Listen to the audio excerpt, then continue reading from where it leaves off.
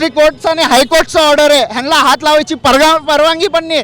त्यांच्या महानगरपालिकाचे ॲडव्होकेट लोकांनी पण सांगितलं आम्ही नेसेसरी स्टेप्स घेऊ, मग नंतर आम्ही पुढचा कारवाई करू.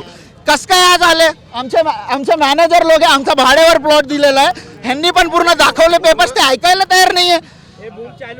झटापटीच्या मनमानीच्या हिशोबाने सर्व चाललंय. झटापटी कशामुळे झाली? झटापटी ह्याचमुळे झाली, डॉक्युमेंट्स बघत नाही ते आमचे, तोडून चालतात, डॉक्युमेंट्स बघत नाही, ऑर्डर नाहीये काही नाही म्हणून ते फोनवर दाखवताय. मी पळून आलो ॲडव्होकेटचा, कोर्टात होतो मी पीडीजे साहेबांच्या तिकडं.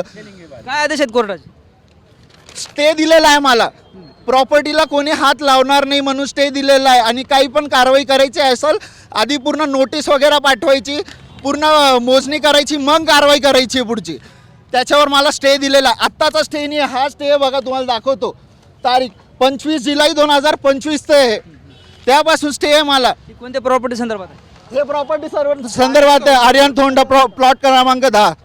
पण महानगरपालिकेचे अधिकारी असं म्हणतात की अलाउन्सिंग केली, नोटीस दिली. कुठे अनाउन्सिंग आहे, कुठे काय, आम्हाला दाखवा ना.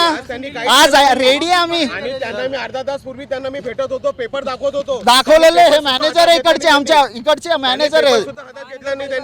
मानत नाही का? नाही मानत नाही, दिसतंय एकदम खतरनाक दिसतंय. त्यांच्या मना हिशोबाने कार्यभार चालू आहे पूर्ण. तुमच्या समोर आहे त्यांचा मी हे ऑर्डर म्हणजे ह्या पेपरची काय व्हॅल्यू नाही, कोर्टाची काय व्हॅल्यू नाही, हायकोर्टच्या पण काय आदेशाची काय घेणदेण नाही त्यांना. त्यांना जिथं काय काम करायचं तिकडे जाणार, दुसऱ्या जागेवर जिकडे अतिक्रमण आहे तिकडे जाणार नाहीये, कुठे जाणार नाहीये. सर आम्ही त्यांना रिक्वेस्ट केली सर, मी दाखवतो ना आता त्यांना, कोर्टाचाच आदेश दाखवतो त्यांना. हा पूर्ण उल्लंघन झालेलं आहे न्यायालयाच्या आदेशाचं. जाणार आहे कंटेम करणार मी यांच्या विरोधात. सर ज्यावेळेस वकील साहेब, तुम्ही वकील आहेत, पण तुम्ही जी आक्रमक भूमिका घेतली त्याबद्दल काय सांगा? आक्रमण कोण वकील बाजूला आहे, मी माझा प्लॉट आहे, मी ओनर आहे, मी कष्टाने माझ्या वडिलांनी घेतलेलं आहे, प्रॉपर्टी तोडू लागले, कस काय नाही आक्रमण होणार कोणी. म्हणजे डॉक्युमेंट्स असून पण तुम्हाला दाखवताय आम्ही, आणि तुम्ही ते बघत पण नाही, डायरेक्ट बुलडोझर चालवता. हे कोणतं नाही आहे तुमचं? कुठे धक्काबुक्की केली, कुठे धक्काबुक्की केली? दाखवा कुठे धक्काबुक्की केली. आम्ही इथंच उभं आहे, मी इथंच उभा आहे, तुम्ही दाखवा आम्हाला काही प्रॉब्लेम नाही. आज या ठिकाणी महानगरपालिकेतर्फे अतिक्रमण हटावची कारवाई करण्यात येत आहे.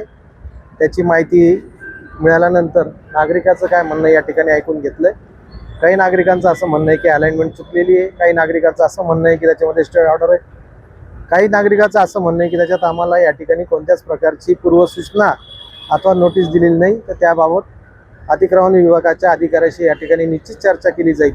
आणि जे महाराष्ट्र महानगरपालिका अधिनियम 1947 मध्ये अतिक्रमण काढण्याची जी प्रोसेस त्यांनी ठरवून दिलेली आहे, त्या प्रोसेसनुसारच काम करण्याच्या सूचना त्यांना देण्यात येईल. बरेचसे लोकांचं म्हणणं आहे की आम्हाला नोटीस सुद्धा देण्यात आली. निश्चितच त्याच्यासाठी ही आपण एक बाजू ऐकली, आपल्याला दुसरी बाजू ऐकावं लागेल. त्याच्यामुळे अधिकाऱ्याशी चर्चा करू आणि या बाबतीत निश्चित जी काही कारवाई आपण करणार आहोत ही शहराच्या सगळ्याच भागामध्ये समसमान झाली पाहिजे. आजकाल महानगरपालिकेच्या सभागृहामध्ये समान या शब्दावर खूप जोर लावला जातो, तेव्हा कारवाई सुद्धा समान झाली पाहिजे आणि कारवाई ही नियमाच्या अधीन झाली पाहिजे. त्याच्यासाठी अधिकाऱ्यांची चर्चा करा. कोर्टाचा आदेश त्यांनी दाखवला मला, त्याच्यामध्ये कुठंच स्टे ऑर्डर त्याच्यात दिलेली नाहीये. त्यांची जी पिटिशन होतं ते कोर्टाने संपवलेलं आहे आणि त्याच्यात महानगरपालिकेला असं सांगितलेलं आहे की ज्या लॉमध्ये जी प्रोसेस ठरवून दिली त्या प्रोसेसनुसार काम करा. मग त्या प्रोसेसनुसार जर झालं नसेल तर त्यांना कोर्टात जाण्याचा पूर्ण अधिकार आहे.